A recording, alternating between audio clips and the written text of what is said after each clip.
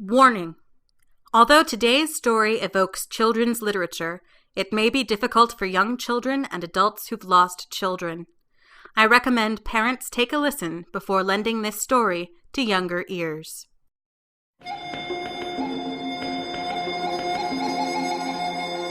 Podcastle, number 16, for July 15th, 2008.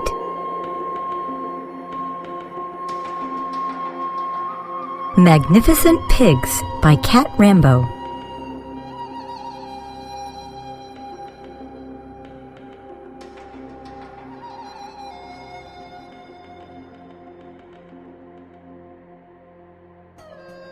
Hello, this is Rachel Swirsky, Podcastle's editor. A friend of mine recently bought her 11-year-old daughter a book of children's stories. They settled down to read together. My friend picked out a story from an author she liked and began to read aloud. As she went on, she grew more and more concerned. This story was grim. This story was gruesome. A whole troop of camping children were eaten by a vicious monster, which teased and threatened the protagonist before letting him go. But her daughter continued listening with every sign of enjoyment, and they went on to the end. Afterward, my friend asked, "What did you think of that story?" "It was funny," her daughter said. "Funny?" "Yeah, because at the beginning, one of the kids took a picture of another kid's butt. Adults and kids sometimes have very different ways of seeing the world. We find something disturbing, they find it funny. We find something inspirational, they find it boring. For me, as an adult, the book Charlotte's Web is disturbing. I mean, think about it. You're following a sentient pig, and people are talking about killing and eating him. And then the other main character, the spider, dies. As an adult, I can see it as inspirational as well. The spider and the pig outwit powerful humans so that Wilbur can live. And then at the end, we see the cycle of regrowth with the birth of Charlotte's baby spiders. But that's adult logic. There are other ways of thinking about the story. Today's Podcastle brings kid and adult logic together in Magnificent Pigs by Cat Rambo, a slanted look at E.B. White's Charlotte's Web. Cat Rambo's fantasy and science fiction short stories have appeared in magazines like Asimov's, Strange Horizons, and Clarkesworld. One of her stories, The Dead Girl's Wedding March, which is scheduled to appear later in Podcastle, appears in her collaboration with Jeff Vandermeer, The Surgeon's Tale and Other Stories, available from her website and Amazon.com. Magnificent Pigs first appeared in Strange Horizons. It's read for us by Matthew Wayne Selznick, an author, musician, podcaster, and evangelist for the do-it-yourself ethic. His first book, Brave Men Run, a novel of the Sovereign Era, is available from Swarm Press. He's presented several podcasts, including the MWS Media Radio Show podcast, 5-Minute Memoir, Writers Talking, and Sanatorium. Links in this introduction can be found online at podcastle.org. Enjoy the story. Magnificent Pigs by Cat Rambo. The spring before it happened, I went upstairs and found my 10-year-old sister, Jilly, crying. Charlotte's Web, which we'd been reading together at bedtime all that week, lay splayed, broken-backed, on the floor where she'd thrown it. "What's wrong?" I said, hovering in the doorway. As Jilly kept getting sicker, I tried to offer her the illusion of her own space, but remained ready. "I was reading ahead because I liked it so much, and Charlotte dies," she managed to gasp between sobs. The big brass bed creaked in protest as I sat down beside her. Gathering her into my arms, I rocked her back and forth. It was well past sunset, and the full-faced moon washed into the room, spilling across the blue rag rug like milk and gleaming on the bed knobs so that they looked like balls of icy light, brighter than the dim glow of Jilly's bedside lamp. "It's a book, Jilly. Just a book," I said. She shook her head, cheeks blotched red and wet with tears. "But, Aaron, Charlotte's dead," she choked out again. I retrieved the book from the middle of the room and set it in front of her. "Look," I said, "if we open the book up again at the beginning, Charlotte's alive. She'll always be alive in the book." The sobs quieted to hiccups, and she reached for the book, looking dubious. When she opened it to the first chapter, I began to read. "Where's Papa going with that axe?" said Fern to her mother as they were setting the table for breakfast. "Out to the hog house," replied Mrs. Arable. "Some pigs were born last night." Curling against me, She let me read the first 2 chapters. After she slipped away to sleep, I tucked the blanket around her, then went downstairs to cry my own tears. My father and mother were farmers. They had been raised by farmers who had themselves been raised by farmers, and so on, back to biblical days. They saw my talent for drawing only as a hobby until the age of 17, when I proposed that my major in college be an uneasy mixture of art and agriculture. They were dubious, but they were also good-natured sorts. Jilly takes after them, who only wanted the best for me. So they sent me, eldest of their 2 children, off to Indiana University. Jilly, a late arrival to the family, was almost 6 years old at that point and consumed most of their attention, which I did not begrudge her. From the day she was born, she was a tiny, perfect addition to our household, and I loved her. 3 years later, on a rainy September afternoon, my parents died in a car accident, and I returned home to the farm to take care of Jilly. A few townfolk felt I shouldn't be allowed to raise her by myself, but when I hit 21 a year later, that magic number at which you apparently become an adult, they stopped fussing. The insurance settlement provided enough to live on. It wasn't a lot, but I supplemented it by raising pigs and apples in the way my parents always had and taking them to Indianapolis. There the pigs were purchased by a plant that makes organic bacon, pork, and sausage, and the apples by a cider mill. I didn't mind the farm work. I'd get up in the morning, take care of things, and find myself a few hours in the afternoon to work in my barn stall studio. A year ago, Jilly started getting stomach aches so bad they had her doubled over and crying. When I first took her to the hospital, they diagnosed it as Crohn's disease. 6 months later, after I'd learned the vocabulary of aminosalicylates and corticosteroids and immunomodulators, they switched to a simpler word: cancer. Insurance covered the medical bills. It didn't cover much else, so I laid aside my art and bought some more pigs. I had to hire a nurse to take care of Jilly whenever I couldn't. I wanted someone with her all the time. I didn't want her lonely or unable to help herself. At first I hired a chilly but competent woman, Miss Anderson. She was expensive, but I figured she was worth it. I had a crazy idea that I'd use my talent to become a tattoo artist and make enough extra cash to pay her. A superior mobile tattoo set from eBay cost me $100 and got me started. I named my enterprise Magnificent Pigs, in honor of Wilbur. But tattoos aren't a high-demand item in Travisville, and you need to practice a lot to get any good at it. Once I'd run out of old high school friends who were willing to let me work on them in the name of a free tattoo, I turned to the pigs. It's not as cruel as it sounds, I swear. According to the vet, pig skin is tough as nails and doesn't have a lot of nerve endings. He sells me cartons of a topical anesthetic lotion that I use beforehand, just in case. And the pigs have never objected. They're placid beasts. Give them a bowl of mash, and they don't care what you do. My dad believed in playing classical music to calm the animals, so I cranked Beethoven cello suites to hide the buzz of the needle and go to town.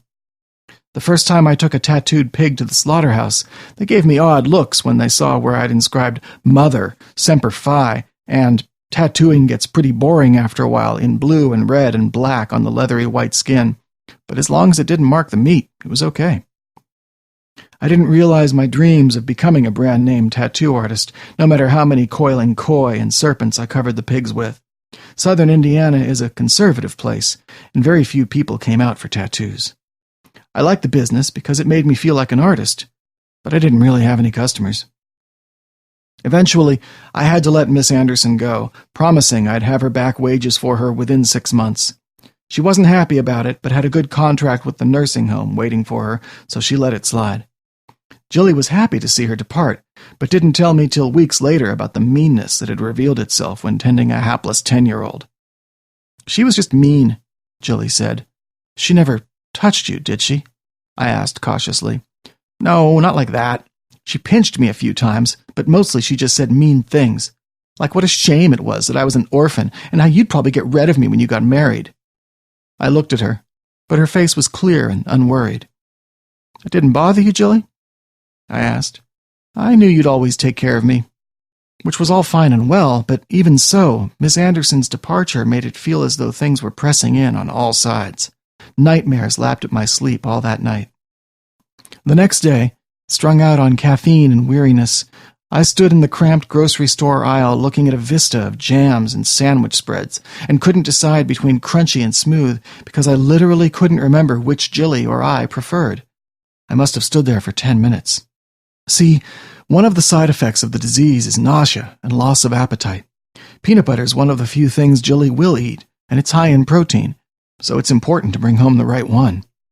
There's a wide variety of peanut butter labels.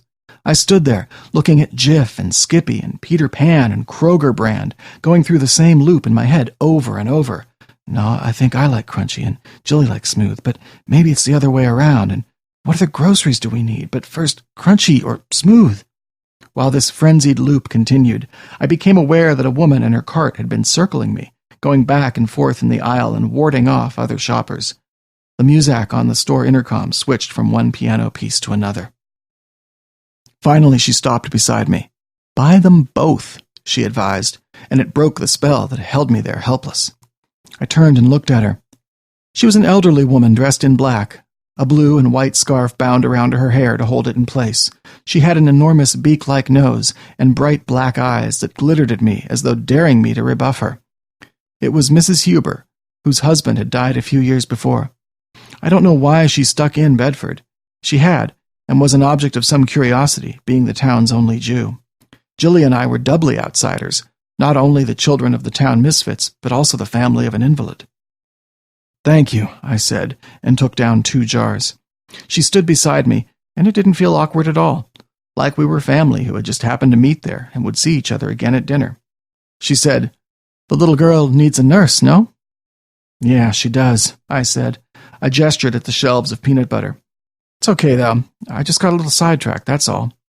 We stared at each other for a while. My only other encounter with Mrs. Huber had been selling her peanut brittle when I was in the 6th grade and trying to win a trip to Washington in the school candy drive. I found out later she bought candy from every kid that approached her.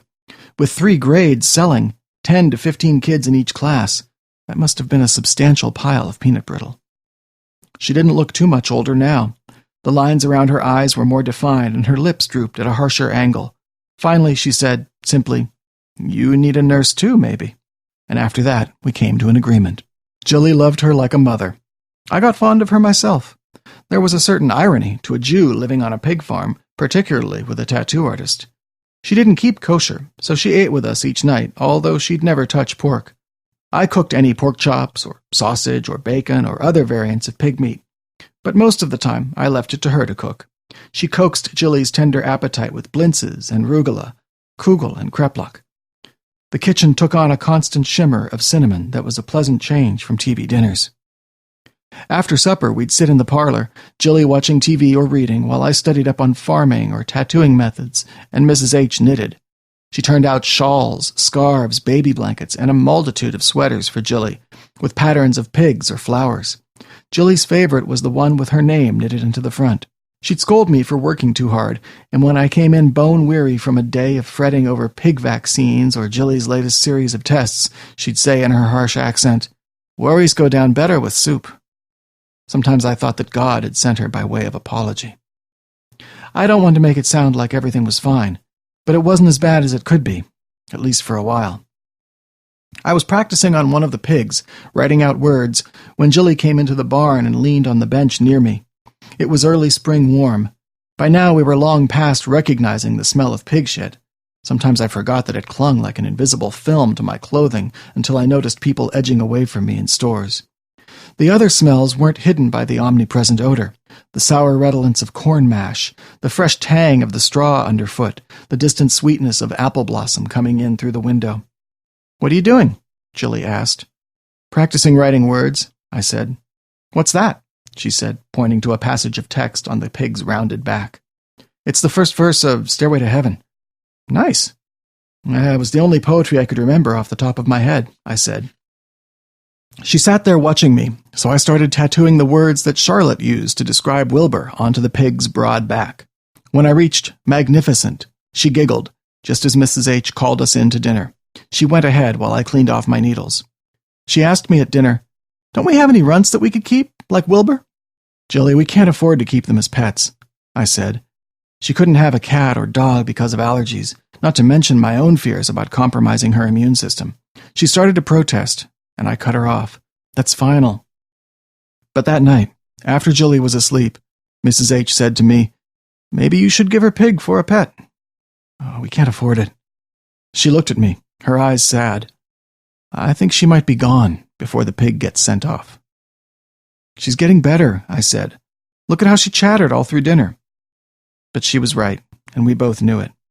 "When one must, one can," she said in a gentle voice. The next morning dawned hard and bright, and it seemed inevitable that after a long night's birthing, one of the pregnant sows had 6 perfect piglets surrounding her in the straw. I took Jilly out to look at them and told her to pick one. "It has to be the runt," she said. And then, "But they're all the same size."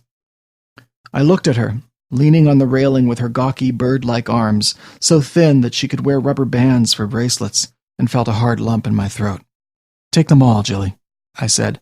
"They'll all be your pigs." She named them Celeste, Patience, Rutabaga, Bill, Princess Splendid, and, predictably, Wilbur.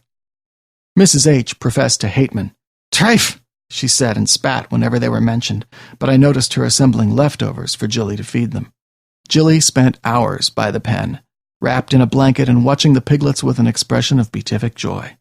They came to know her as well, and would come when she called. She spent enough time petting them that I got in the habit of spraying them down with a hose in the mornings and evenings to cut down on the amount of pig smell that ended up clinging to her. The mother pig remained unmoved by Jilly's appreciation of her young, but when the piglets were napping, piled on each other like puppies, tiny tails swishing like sporadic windshield wipers, both she and Jilly beamed down at them with identical expressions. The piglets grew fast, prancing around the yard like women in high heels, stealing bits of food from Jilly's hand.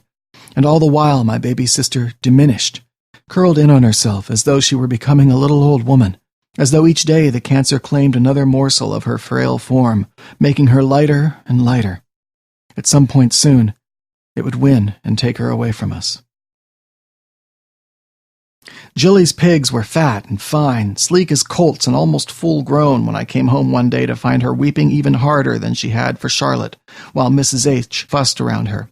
"What happened?" I demanded. "Is she in pain?" "That very bad woman," Mrs. H said. "She came by to speak to you, Mr. Aaron, about her money. Such a tongue in her head should rot." "What did she say?" "It was Miss Anderson. I told her that I was going to school next year," Jilly said. She clung to me, and hot tears soaked my neck, "because by then I would be better. And she laughed and said I'd be better when pigs grow wings and fly. Is it true, Aaron? Am I not going to get better? Am I going to die?" "No, no," I said, clutching her to me. "No, Jilly, you are going to school next year." Mrs. H regarded me. We'd had this argument before. She thought I should tell Jilly, but I wouldn't. I wouldn't let her know she was dying. That would make it too real. "No," I said, and pressed a kiss onto the top of her head. "It's all right, Jilly. It will be all right." She let herself be comforted, but all through that evening I felt myself angrier and angrier at Mrs. Anderson's words. Going outside, I looked at Jilly's pigs, fat and happy, while my sister lay inside wasting away. I went inside and fetched my tattoo kit. I was tired, but too angry to sleep, and I could tell I'd be up for hours. Mrs. H came out and waved goodbye to me as she revved her tiny Civic and drove away, her headlights cutting swathes in the darkness of the farm road. Overhead, the stars were bright and distinct in the fathomless sky. I opened the door to the pen, and Jilly's tame pigs followed me into the barn. I set up shop in an abandoned stall, and when I was finished with one pig, it would walk out to the others to be inspected proprietarily while another came in. I gave them wings. It was the finest work I'd ever done. For Celeste, there were a phoenix's wings, flame bright and coiling with red and yellow.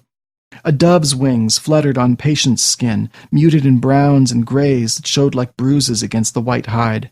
A blue jay's wings for Rutabaga, a vivid iridescent blue striped with black. Bill got green wings like a parrot's, touched with scarlet and indigo at the tips.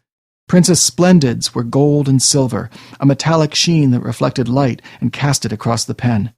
And Wilbur had black wings, black as night, black as death. It took hours as they stood patiently beneath the buzzing needle, letting me etch the lines into their skin, wiping away the blood that welled up beneath the needle. And when I was done, I was so tired I couldn't even stand.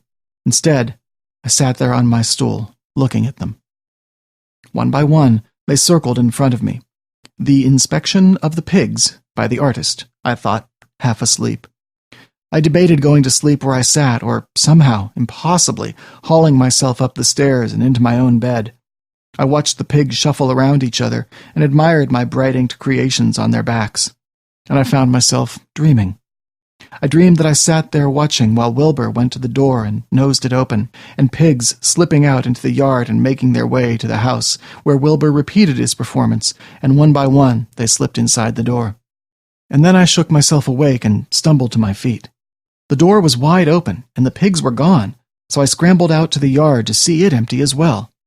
Up on Jilly's balcony, movement caught my eye, and the French doors shuddered open.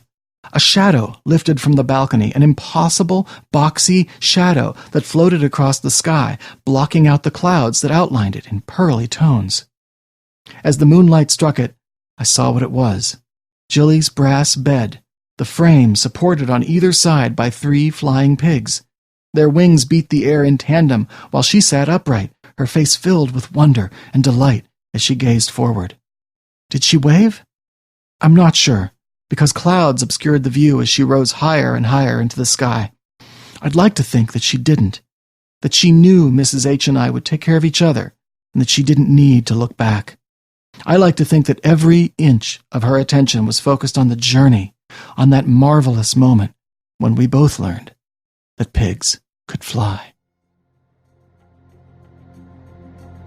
Episode number 14, Hilary Moon Murphy's The Grand Cheat, proved very popular.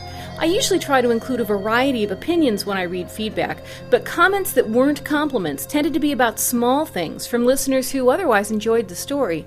Mr. Khanna's reading prompted a few commenters to ask us to have him read more stories. On the blog, Evergreen said, "That was a really cool story. It's funny, it reminded me in many ways of stories from the Arabian Nights. This is definitely my favorite Podcastle so far."